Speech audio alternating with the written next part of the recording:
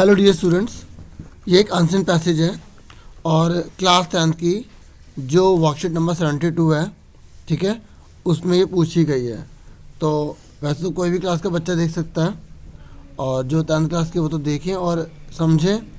फिर जो MCQs है ना, इसके आंसर खुद देने की आपको कोशिश करनी है। ठीक है डियर स्टूडेंट्स, तो फटाफट स्टार्ट कर लेते हैं। लास्ट में हम आंसर भी डिस्कस करेंगे वैसे, ठीक है। पहले आप बताना।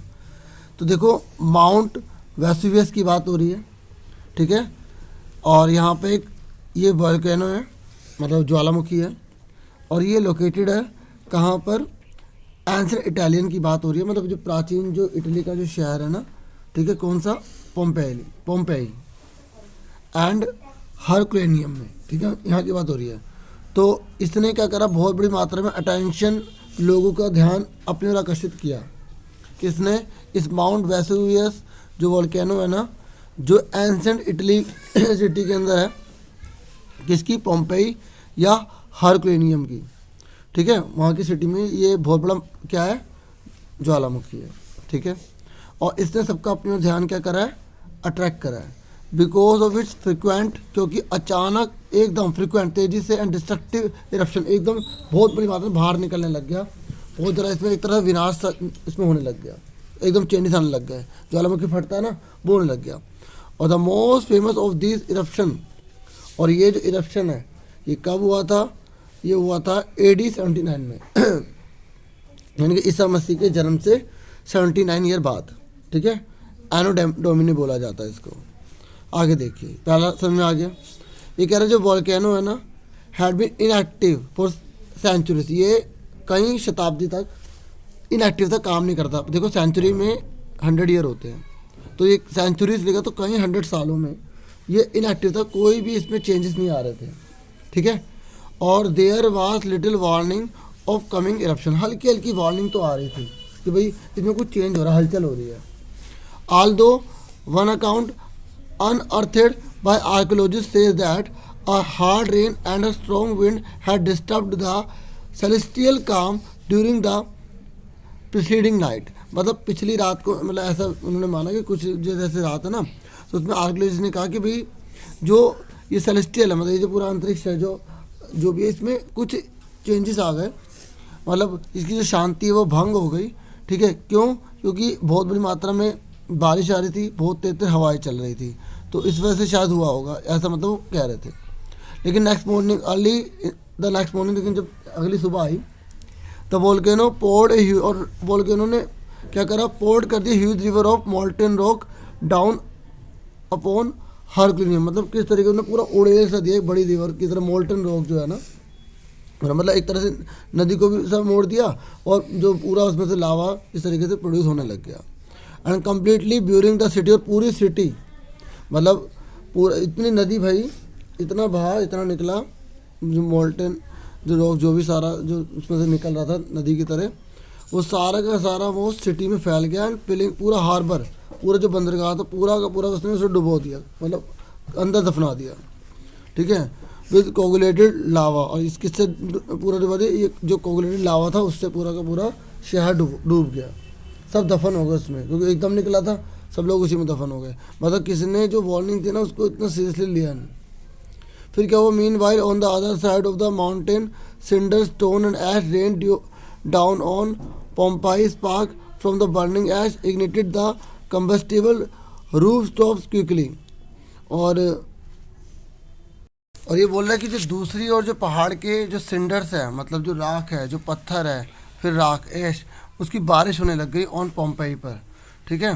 फिर क्या हुआ? स्पार्क्स फ्रॉम बर्निंग ऐश, जो जलती हुई जो राख है ना, उसकी जो चिंगारियाँ हैं, ignited the combustible roof top, और जो छत थी, मतलब जो लोगों के जो घर बने थे ना, वो इस तरीके से जो आराम से आग पकड़ लेते हैं, तो उनमें आग पकड़ ली जल्दी से। और large portion of the city were destroyed, और ज़्यादातर सिटी का हिस्सा जो है वो पूरा डिस्ट्रॉयड हो गया इन द कॉन्फिगरेशन, मतलब आग की चपेट में। आग की चपेट में आने से सिटी का बहुत बड़ा हिस्सा क्या होगा? जल गया। Fire however was not the only cause of destruction, ये कह रहा है जो वहाँ की सभ्यता थी ना, जो विनाश होकर ख़त्म हो गया, खाली आग ने नहीं करा, बल्कि poisonous sulphuric gases saturated the air, और जो जहरीली जो सल्फ्यूरिक गैस थी वो हवा के अंदर सैचुरेट हो गई, मतलब ऊपर नहीं गई। फिर क्या हुआ, the heavy gases were not buoyant, लिखा ना, ऊपर नहीं गई, हवा में सैचुरेट होकर पूरी मिल गई और ऊपर नहीं गई, तो उसके बाद क्या हुआ, एटमॉस्फेयर में आ गई, मतलब नीचे गिर गई, मतलब लोगों के ऊपर ही। और therefore sank towards the earth and suffocate, वो नीचे गई डूबी, तो क्या हुआ, लोगों का दम घुट गया उसमें। तो ये कह रहा ओवर देयर, फिर समय बीतता गया। एक्सकावेशन ऑफ पोम्पई, मतलब लोग ज़मीन खोदते रहे, मतलब जैसे जो रिसर्चर होते आर्कियोलॉजिस्ट होते ज़मीन को खोद रहे थे ना, पोम्पई को खोद रहे थे ज़मीन खोद के, और हरकुलेनियम को खोद रहे थे। हैव रिवील में पता लगा great deal about the behaviour of the volcano, उन्हें फिर काफ़ी कुछ समझ में आया वॉल्केनो का बिहेवियर कैसा है। और बाय एनालाइजिंग डाटा, जब उन्होंने डाटा को एनालाइज करा, much as a geologist dissects an animal specimen, scientist have concluded that और ये जो जूलॉजिस्ट हैं इन्होंने भी मतलब बहुत से इस पर रिसर्च करा, और जो भी इनमें ज़मीन से निकला होगा उसके ऊपर उन्होंने रिसर्च करी। तो that the eruption change the large portion of the areas geography, और ये जो इरप्शन हुआ, जो इतना बड़ी मात्रा में जो ज्वालामुखी फटा था उसमें तो बहुत सी चीज़ें निकली, उसने पूरी जियोग्राफी को चेंज कर दिया, उस जगह के इलाके को चेंज कर दिया। फॉर इंस्टेंस, उदाहरण के तौर पर, इट टर्न द सैरनो रिवर, इन्होंने जो सैरनो रिवर है ना उसको चेंज कर दिया। फ्रॉम इट कोर्स, मतलब एक रिवर जिस दिशा में बहती थी ना वो पूरी तरह चेंज हो गई। And raise the level of the beach along the bay of Naples, और जो बीच का जो लेवल है ना पानी का बे ऑफ नेपाल में वो बढ़ गया। और मेट्रोलॉजिस्ट की जो स्टडी है वो ये कहती है, these events have also conclude that Vesuvius cause a huge tidal waves that affected the world climate, और इस क्या जो वेसुवियस है ना उसकी जो टाइडल वेव्स है बहुत ज़्यादा अफेक्टेड हुई हैं, मतलब बहुत ज़्यादा प्रभावित हुई हैं, जिसके वजह से पूरे वर्ल्ड के क्लाइमेट पर इफेक्ट पड़ा है। जो लहरें नहीं उठती जाती तो वो बहुत ज़्यादा प्रभावित हो गई हैं, ठीक है। और इस तरीके से बहुत बड़ी मात्रा पूरे वर्ल्ड को क्लाइमेट जो है अफेक्टेड हुआ है। फिर कह रहा है, in addition to making this investigations, in investigations के अलावा archaeologist have been able to study the skeletons, जो हड्डियों को जो ढांचा ज़मीन में दफन हो जाता है ना, जो विक्टिम जो ज़मीन में मर गए थे बहुत सालों पहले, उनके ऊपर रिसर्च की गई, उनकी जांच की गई, और डिस्टिल वाटर का यूज़ किया गया था, मतलब उनके हड्डियों को धोया गया होगा, ठीक है ना, to wash away the volcanic ash, और ताकि उनके ऊपर से जो वॉल्केनिक ऐश है वो सारी हट जाए, ऊपर पूरी राख जम गई थी ना, हट जाए। And by strengthening the vital bones, और हड्डी कैसी थी, टूटी फूटी, तो उनमें क्या करा, बोन उनको ताकत देने के लिए ना आर्कलिक पेंट किया गया उसके ऊपर, ठीक है। And scientist have been able to examine the, फिर उसके बाद वो इस तरीके की हड्डी जो उनका जो ढांचा था इस प्रकार बन पाया कि उन स्केलेटन्स की स्टडी कर पाए, एंड ड्रो कंक्लूजन, और फिर निर्णय पर पहुंच पाए अबाउट द डाइट, और ये पता लगाने के लिए कि वो क्या खाते थे, उनकी क्या हैबिट्स थी रेजिडेंट्स की। Finally the excavations at both Pompey and Herculaneum have yielding many examples of classical arts, और पता है आज बहुत सी चीज़ें जब पता लगी तो पता लगा कि यहाँ के जो लोग थे उनकी बहुत प्राचीन आर्ट थी, कला थी, जैसे वो ज्वेलरी पहनते थे ब्रॉन्ज की, और जो एक एलॉय था कॉपर का, टिन का, ब्रॉन्ज है ना वो कॉपर और टिन से मिलकर बनता है, तो ये पता लगा।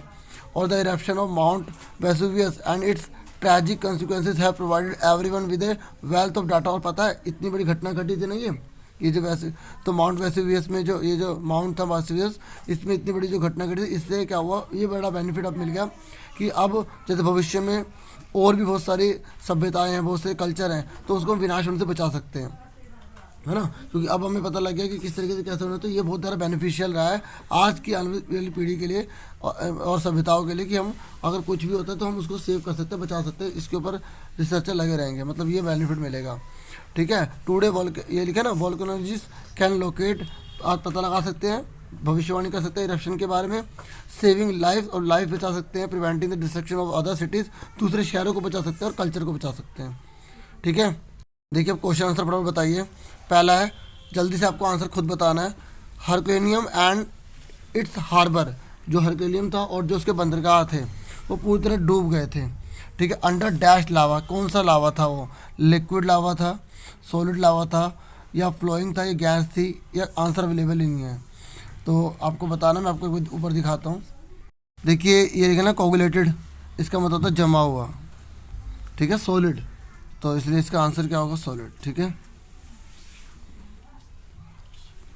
उसके बाद नेक्स्ट है, the poisonous gases were note, जो जहरीली जो गैसेस थी वो डैश नहीं हुई इन द एयर, क्या, एबल टू फ्लोट, मतलब तैर नहीं पाई, विजिबल दिख नहीं पाई, एबल टू इवेपोरेट मतलब भाप नहीं बन पाई, इनविजिबल गायब नहीं हो पाई, या एबल टू कंडेंस मतलब जमा नहीं हो पाई, क्या नहीं हो पाई, फ्लोट नहीं हो पाई ना, नीचे आ गई थी ना सारी, तो इसका आंसर एबल टू फ्लोट है, ठीक है।